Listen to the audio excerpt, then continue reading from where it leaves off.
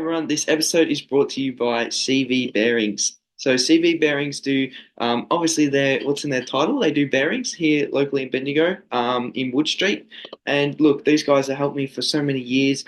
They have agricultural needs, which is not something I particularly look after, but they also do a lot of stuff for racing. So I've used them countless times for bearings, lubricants. They're a supplier of Royal as well, so obviously Royal Precision Lubricants up there.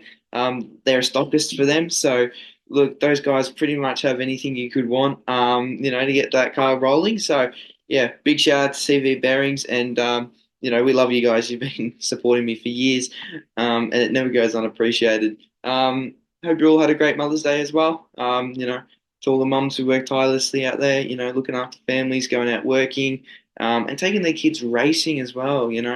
Some mothers, silly enough to do that. But yeah, thanks to all the mums out there who, put their part in. And to anyone who raced over the weekend, I hope you had a really good time. Hope you went well. And yeah, obviously this week's episode we will be interviewing someone who raced superkarts. So if you don't know, I did race superkarts a couple of years ago now. Oof. And yeah, he's a great bloke. And I'll keep the spoilers for the episode. So stick around, watch the episode. We still got the donation page up, so if any of you guys would be kind enough to put a donation, really appreciate it. You get to go on the boot lid of the car, so it's pretty cool. You'll see yourself on national TV.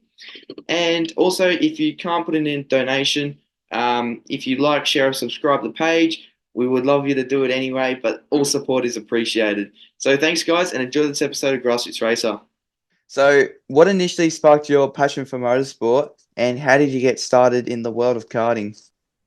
Look, I had a pretty late start to karting. A lot of people get into sprint karting with their families at a young age, and try and chase as a career. Look, I didn't really get into karting as such until probably my teenage years. Just a lack of awareness. So that's a key to growing the sport, obviously. But we started with the typical hire karting. With a couple of mates at high school, and I think eventually went from a hire karting to a local endurance or a Southeast Queensland endurance league, and just was provided opportunities throughout to sort of step up into other categories. So I've really only been seriously karting for probably the last 5 years or so. Yeah, you still got quite a career. 5 years. It's still a lot of dedication and time to go into it. So, how did you Can you tell us a story about how you went hire karting for the first time and how it got you hooked? Yeah, look, it's one of those things. I think it's in your blood. I remember looking at little books when I was young with drag cars in them, and anything with an engine, and it tickled my fancy. So I think the first time I got to get in it was actually bumper carts. I think was my first time behind a steering wheel, by Dodgem carts at the exhibition. Yeah. Obviously, those things just go around in circles, but had some fun behind the wheel.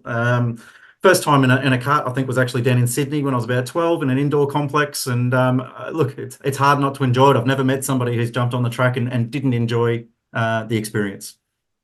Yeah, fair enough. And you get a lot of people who say racing's easy, and then you see them jump in a go-kart and walk out holding their ribs. So it's very go-karting's very hard, especially even at higher karting level. You get people running into you all the time. That's Um, right. Yeah. Yep. so you did an endurance series for a while. Can you sort of get into that, how it worked, who you did it with? So there's a series in Southeast Queensland called the Sportsman Endurance Karting, SEK Queensland. So look, it was a pretty logical step up from high karting. I'd been doing a league-based competition with extreme karts at the time on the Gold Coast. And we'd had a bit of success there. I thought time to go and mix it with the real races. So look, there was an arrive, come try and drive day organised where three of us could from Extreme actually went and gave it a shot. We were about 3 seconds off the pace all day. It was a real shock to the system, but we really went there to improve as drivers. And that's what SEK offers, because you get up to 60 minutes as a stint. Up to 12-hour long races and 2 to 3 drivers. For the money, that's it's pretty good seat time, bang for buck. Well, that's what you want, isn't it? When you when you go to an event like that, you just want to get the most enjoyment out of it. And then, like, my parents and supporters always say to me when I go to the track, race like it's your last. Get as That's much as you exactly it. get as much as you can out of it. And you know, and unfortunately, as you go through motorsport, that becomes a reality. You got to race like you last because when you don't have the backing, you can fall down the order quite quickly. So, That's um, right. it's a difficult category. Or just in general, motorsport it's just very difficult. But then you jumped into superkart. So, can you sort of tell us what attracted you to superkarts and what you find, the most exhilarating about this category?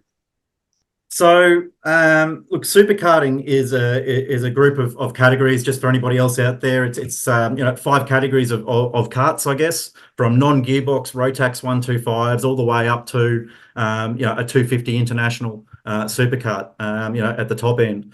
My experience prior to superkarting was purely four-stroke go-karts and mostly high kart type engines. We're talking 9 horsepower or so. Um, I've always had that need for speed. I've always loved driving. I didn't particularly, at the older age, I wasn't interested in a highly competitive environment like sprint karting, for example. I wasn't trying to become a V8 driver. And then one of the guys at Extreme was one of those, just right time, right place, overheard me talking about superkarting. And lucky for me, the bloke had a Division One superkart that he hadn't driven for 7 years. So look, I came to an agreement with him. I raced it, ended up buying the engine from it for a new kart. And it was a huge step up. As I said, 9 horsepower and a four-stroke, suddenly into a two-stroke kart with 100 horsepower and 6 gears. Yeah, Um, so immediately, I mean, just the thing starting up for the first time had me hooked. Watching them go down the raceway, when I went to one of the come and try days or the exhibition days for the club. When you see one of these carts come down the straight at over 200k an hour, an inch off the ground, any tragic or pure motoring enthusiast, I reckon would want to have a go as well. So it was definitely a big shock to the system going from a 9 stroke to 9 horsepower to 100 horsepower. hmm Um, but it was we're safe about it. We're not racing for sheep stations. And everyone's very supportive. So I think the biggest struggle in the end was actually learning how to keep a two-stroke or an international engine, running each race and completing rounds. Yeah, well, I did actually notice that a little bit with the guys running when I used to run supercarts, like I mentioned before the show. A lot of engine failures, but we were always in the non-gearbox road taxes, so we never really had much issue. They were just a regular go-kart engine. So, Yeah, look, the Rotax guys have got great reliability and they've got the push button start. And they've still got, between 40 and 50 horsepower. mm, The next step up is the 125 gearbox. Those guys, similar engine, but TM engine, you're looking at about 50 horsepower or so, 5 or 6 speed. And then up to the 250 class, which is a single 250, before you get to the twin. So the technical aspect of each engine does increase, and I guess the reliability and the maintenance increases, but it's all worth it. yeah, and just quickly, what you were mentioning a minute ago about jumping from 9 horsepower to 100 horsepower is the four strokes would have taught you quite well how to carry the momentum because that's a huge thing in supercars, carrying your Yeah, momentum through the corners. It, absolutely. Yep, yep. yeah, because even though you don't, well, actually, I couldn't tell you to be honest because I haven't driven one of the quicker ones, but I found that a lot of the time you would just trust the go kart and rely on the grip to get you through the corners, and you weren't doing much braking, depending on the circuit, obviously. Yep. Phillip Island, you only braked twice in our category, in our class. Yes. You'd do Honda corner or Jack Miller corner, and then into MG at the just No. before the main straight. So you only had two braking zones, um, and yeah, a lot of trust in the carts. And carrying and just maximizing your speed everywhere else. Look, Yeah. that's been a huge point. As I said, I think I was 3 seconds a lap slower than the field when I first went to the sportsman enduro karting. I think I ended up still being a second slower than a couple of the fast guys. But look, there were some really quality drivers there. They've even had an XV8 supercar driver, from time to time. So, if you're lapping within a second, I'm pretty happy for me. But I've also had the opportunity, I guess, in the superkarts to try out various chassis and the difference in handling between them. I think carrying speed and that momentum of pace was really important for the non-gearbox and for, say, a KZ chassis. As you get into the 250s, they tend to want the power to turn. So it can be quite an unsettling feeling, knowing or feeling like you're going to go off the track, but needing to feed more power in to get it to turn. Mm.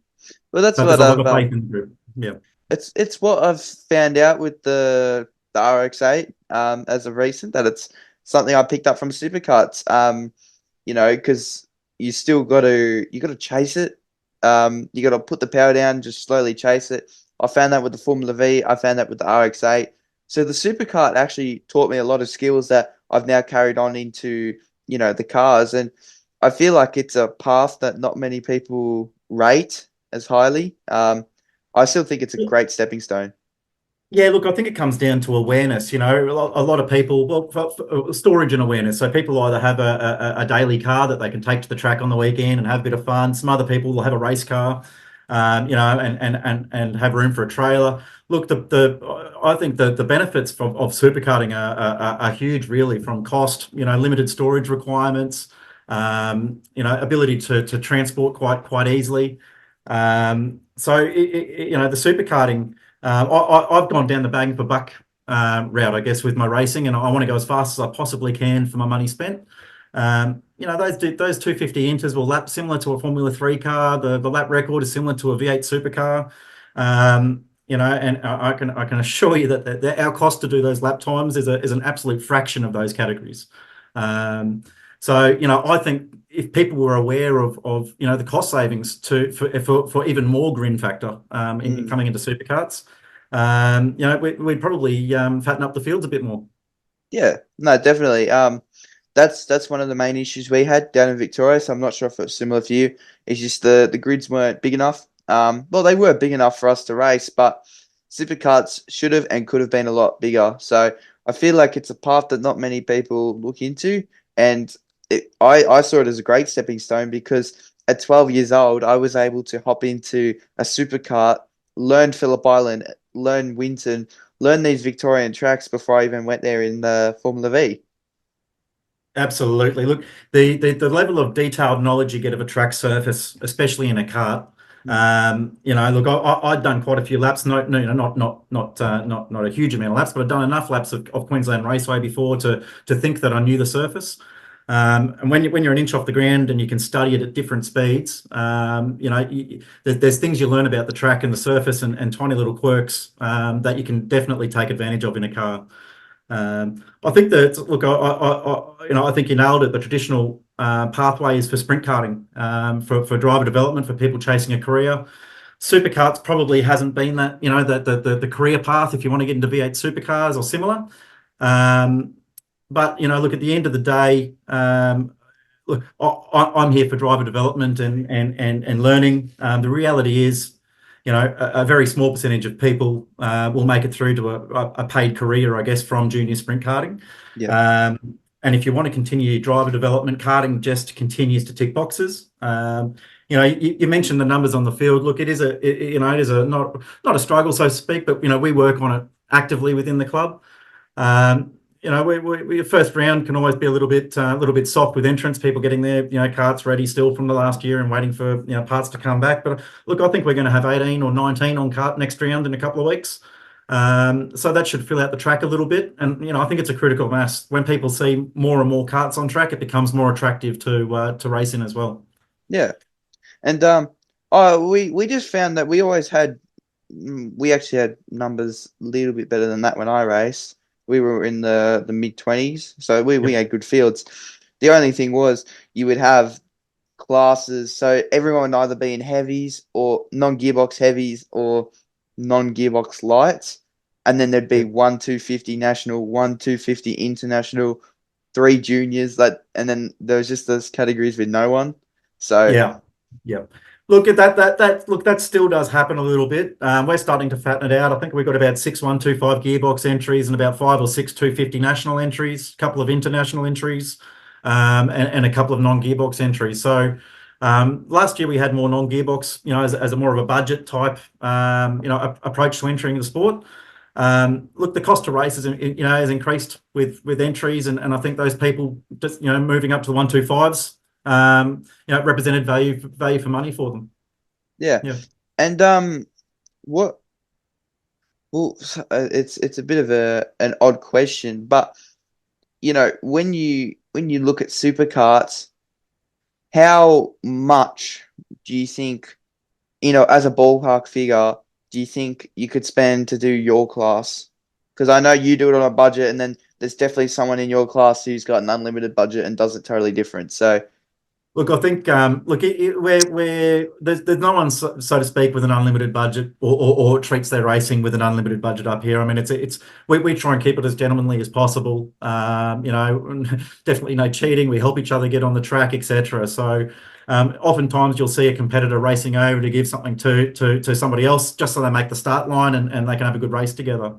In terms of costs, look, we do have some information up on the Queensland Superkart webpage. 125. Look, there is price disparity, obviously, as you go up.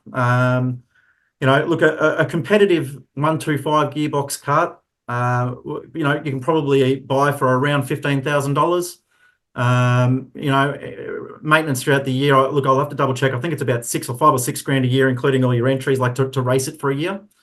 The 250 Inter, look, that's it's a little bit more expensive, mainly due to the performance of the engine and rebuild intervals. yeah. And look, I'm probably more looking 15 to 20 grand a year to race every round at that level. But that was with a few mistakes along the way, which I'd avoid in the future. So the road tax obviously is at the cheaper end of entries, with race entry costs being the fixed item. That 125 gearbox category is a real sweet spot at the moment. The engines basically don't have to be rebuilt for an entire season. That they start every time. They run very reliably. But if you really want that kick in the pants, there's nothing like a Division 1 or a 250 International Superkart. Well, those blokes can do up to 350 k's an hour, aren't they? Depending on the track. They'll do about 250k an hour. Okay. Look, in the States, they've got the laydown versions of them that do the Daytonas or your oval circuits. Yeah. And I think they get up to around about 150 or 160 mile an hour on those circuits. Yeah. I think it's drag limited, really. I mean, we gear them obviously to a speed for the circuit, but they've got a lot of downforce as well, which is drag. So when I first jumped in a superkart, we were told we've got this test day at Albury Wodonga. They've got a little test track out there for the TAFE course. They said, build something, bring what you got. So we bought a Rotax, we put it on this Clubman cart, brought it out. We didn't even have the fairing. We went out there, and I think that was the sorest I've ever been, because it's just long, sharp corners. So you're just like leaning to one side. And after that, we put the fairing on, and then I didn't know what hit me at Phillip Island. Like, you go 2-3 seconds quicker down the straight than what Yeah. just a regular go-kart knows. Look, in those karts, I mean, I found racing the KZ on, after turn 2 at Queensland Raceway, the back straight, I picked up 6 kilometres an hour by tucking my head in. Yeah. So, the aero and drag is massive in these karts. But as you go up with the aero advantages in the higher classes, they do actually generate, reasonable downforce as well. I think up to reportedly around 3G corners. What was I can't remember the rule again, but what was the rule on rear wings? So the 250 class can have a rear wing. Look, I'll have to go back and double check. I don't think a 125 gearbox can have a rear wing. But as the power increases and as the speed increases, I'd say more for safety than directly for lap speeds, to create some stability. They've introduced the aerofoil for the rear on the 250 and the 250 twin. And both of the 250s have a full under tray, with diffuser as well. So the wings there really just to trim the balance on the setup. Yeah. Well, I remember we were allowed to have them, I think, as long as they didn't have any downforce on them. So if they were just a for looks thing. Yeah, and look, I think some people just have a tube going between to brace the cart, Yeah, you know. So, um, look, some people have said, you know, in the 85cc carts, for example, you know, it creates too much drag, so you don't want to wing. You know, it's lesser of two evils. Um, but yeah, no, definitely in the 250 class, there's wings, there's you know, adjustable wing profiles. And even the new CFD designed curvy wing profiles that, you know, a la F1 style aero treatment. So yeah. All right. Well, let's talk about your sidecar racing. You're getting into that. So can you tell us a little bit about, what you got? Have you got an F2 bike or an F1 bike? So look, I was lucky enough to go down to get an experience down at Carnell Raceway with the historic racing club down there. It was a come drive day, just like I got into superkarts. Always had a bit of an interest for some reason in sidecar racing. Um, and look, an opportunity popped up. Went down there and jumped on the side of a couple of bikes, two or three different bikes that day. But had a particular attachment to one of those bikes, which is it's a 170 horsepower, you know, ex Isle of Man winning Oh, sidecar machine as a historic. So it's actually a museum piece. I felt honoured just to have ridden it. yeah. You know, and it's an F2. I understand as you know, according to the modern regulations. So look, I've just done some trials on that at the moment. The current swinger on that is finishing up. I believe at the next round, and then hopefully I'll jump on at some point later in the year for my first introduction to racing, Cool. and then hopefully you know, see where it can take us the following year. Yeah, awesome. I spoke to a guy 2 weeks ago, Sam Watson. He does a bit of sidecar racing. He's from Perth, so interviewed him and it was an awesome chat. Yeah, look, I'll have to. I haven't seen that one. How long's he been in sidecar racing for, Evan? It's a family thing for him. It's Yeah, his yeah. family's been involved for a long time, so yeah, he loves it. I'll have to get some tips off him. Yeah, when you get the missus on board, you know that you're all good to race. So that's what he's done. Yeah, no, Um, he's done well there, mate. Done very well. so she's heavily involved, and yeah, he gets to go sidecar racing, and he wants to try and do the 3 national rounds. So he Yep. wants to give it a go, but I think he said he'll miss the Queensland one. I think, or there's no Right. the S&P. He will miss S&P. SMP. So I think, yeah, I think. Look, I'm going to try. We'll see how things line up. You know, it's hard to crystal ball things, but hopefully I'll have a chop attending those 3 rounds next year. Yeah. Yeah, Yep. awesome. It'll be a hell of an experience. You know, I've only done about 130, 140k on it so far, and some of those tracks you'll be leaning out at 200 plus. So that keeps the heart beating. Yeah, that's what you want.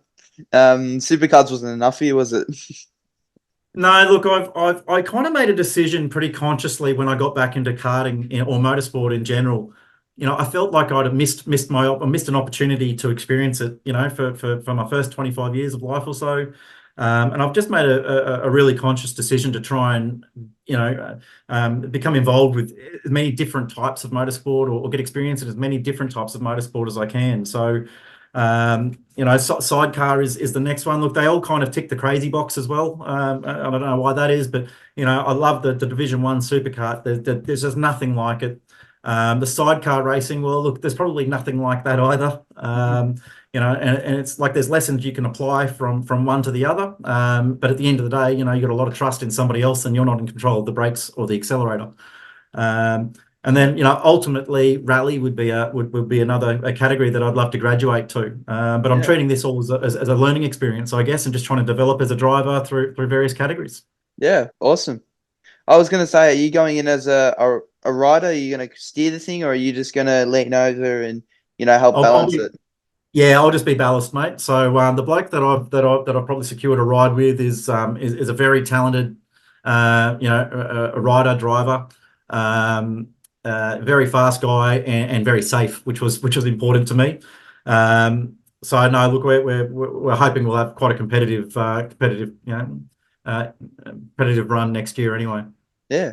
No, that sounds awesome. We'll have to keep an eye out for you and see how you're doing. Yeah.